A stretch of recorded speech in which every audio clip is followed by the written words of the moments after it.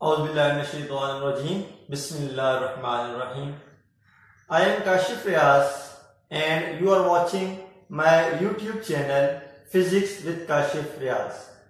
Today we discuss a topic that is difference between echo and reverberation. तो बहुत सारे students जो हैं वो यही समझते हैं कि इको और रिवर्बरेशन सेम चीजें हैं। ये दोनों सेम चीजें नहीं हैं। इन दोनों के दरमियान बहुत गहरा डिफरेंस है। हम स्टार्ट करते हैं कि इन दोनों के दरमियान डिफरेंस क्या होता है। तो पहले हम दोनों को डिफाइन कर लेते हैं, फिर उनके डिफरेंस की तरफ आते हैं। इको को हम ये कहते हैं repetition of sound after the reflection. Repetition of sound after the reflection, कि आवाज का टकरा के वापस आना, टकरा के वापस आना। रिवर्बरेशन का भी यही मतलब है कि repetition of sound after the reflection, लेकिन इसमें हम ये कहते हैं the overlapping of reflected sound, कि साउंड्स का ओवरलैप हो जाना, मिक्सअप हो जाना, एक दूसरे को ओवरलैप कर देना, एक दूसरे के ऊपर नीचे आ जाना। ये आपके पास क्या है? रिवर्बरेशन है। इको का है कि टकरा के वापस आके सुनाई देना।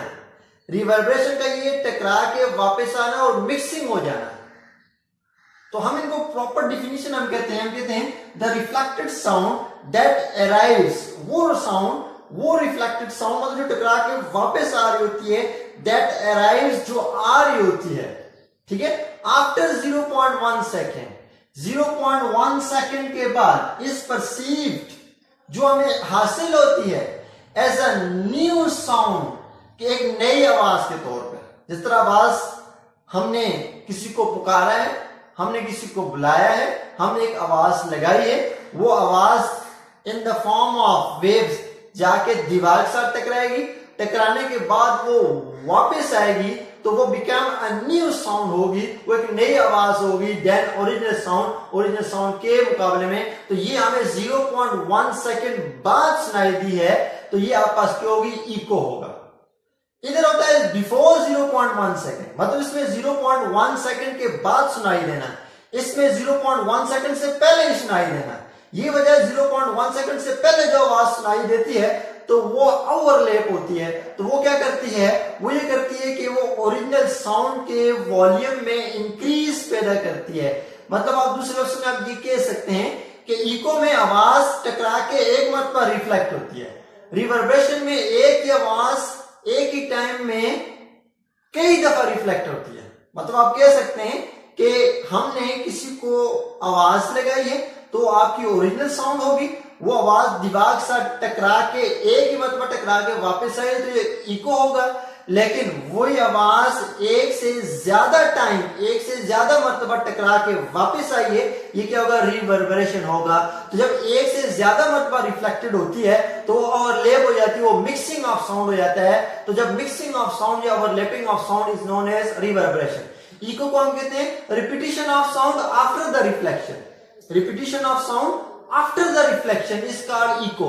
इसको हम कहते हैं ओवरलैपिंग ऑफ साउंड या mixing of sound, mixing of sound, ठीक है, इज कॉल्ड रिवर्बरेशन। अब ये 0.1 सेकंड का क्या मतलब है? हम इसकी तरफ आते हैं। देखें, हम लेट्स से फॉर एग्जांपल हम यहाँ पे एक लाइन ड्रॉ करते हैं, इन दोनों के दरमियान डिफरेंस को हम डिस्कस करते हैं।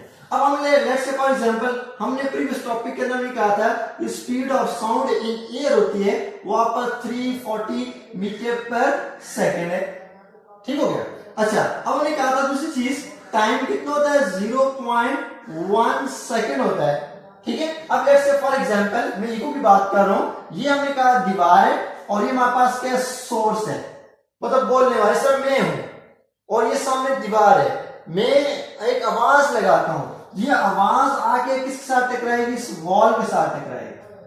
ये तो आपके पास क्या? ये तो गई, ये तो इंसिडेंट हुई। अब टकरा के ये वापस आए, रिफ्लेक्ट हुई। तो ये सारा प्रोसेस हमने परसों बात की थी प्रीवियस टॉपिक के अंदर, ये सारा प्रोसेस कितने टाइम में होता है? 0.1 सेकेंड में होता है। ये सारा प्रोसेस कितने टाइम में होता है? 0.1 सेकेंड में होता है।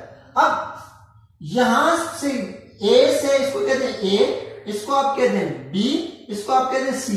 ए से बी आवाज इंस्टेंट साउंड है और बी से सी आपका रिफ्लेक्टेड है, तो इसका टोटल जब ये मुझसे दीवार तक गई है और ये टकरा के वापस आई है, तो इसने कितना फासला कवर किया है वो डिस्टेंस अगर आप फाइंड करते हैं तो हम यहाँ पे लिखते हैं S equals to V multiply T, या S इक्वल्स टू V कितना 340 multiply 0.1, so S equal to कितना हो जाएगा 34 मीटर हो जाएगा। मतलब ये वो डिस्टेंस है जो A से लेकर C तक है, यहां तक है, यहां से यहां तक है, लेकिन दीवार आपकी आ गई रिफ्लेक्ट होकर यहीं से वापस आई। तो इसका मतलब ये है कि अगर ये टोटल डिस्टेंस 34 है तो इसको अगर हम हाफ कर दें, A से B कितना हो जाएगा 17 मीटर, फिर B से C कितना हो जाएगा 17 मीटर हो जाएगा। तो हम कहते हैं ये आवाज जब यहां से A से B गई है, ये इंसिडेंट है, और ये फिर वापस आई है, इसने डबल डिस्टेंस कवर किया। इसने क्या किया? डबल डिस्टेंस कवर किया।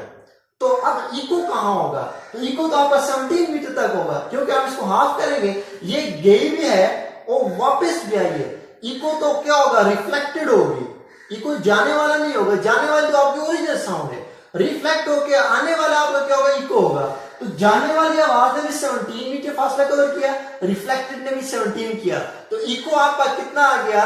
इको आपका कितने मीटर तक आ गया? 17 मीटर। इसका मतलब ये है कि अगर एक चीज ऑफ साउंड कितना फासला कवर करे? 17 मीटर कवर करे या 17 से ज्यादा करे तो इको होगा। याद रखें कि ये मैंने एक एग्जांपल लिए, इस एग्जांपल की वजह से हम इको को एक्सप्लेन कर रहे हैं कि इको के लिए ये कंडीशन आप ध्यान में रख लें कि इको के लिए कंडीशन ये रखें कि जो आपकी जो दीवार है और जो बोलने वाला बंदा है, इन दोनों के दरमियान फासला 17 मीटर हो या 17 मीटर से ज्यादा हो तब इको होगा। अगर 17 मीटर से कम होगा तो ये रिवर्बरेशन होगा। ये दूसरा फर्क आ गया। पहला डिफरेंस हमने ये कहा था कि आवाज टकरा के जो वापस आ रही है वो 0.1 सेकंड बाद सुनाई दे, और अगर 0.1 सेकंड बाद सुनाई देगी ये इको होगा, और अगर 0.1 सेकंड पहले सुनाई देगी ये रिवर्बरेशन होगा। पहली बात। दूसरी हमारे पास ये आ गई कि अगर डिस्टेंस जो है वो 17 मीटर या उससे ज्यादा होगा तो इको होगी, 17 मीटर से कम होगा तो क्या होगी? रिवर्बरेशन होगी। दूसरा डिफरेंस। तीसरा डिफरेंस हमारे पास क्या है? तीसरा डिफरेंस हमारे पास ये है कि इको जो हमें क्लियरली सुनाई देता है, मतलब जाके टकरा के वापस आएगी, हमें सुनाई देगा, इको क्लियर सुनाई देगा।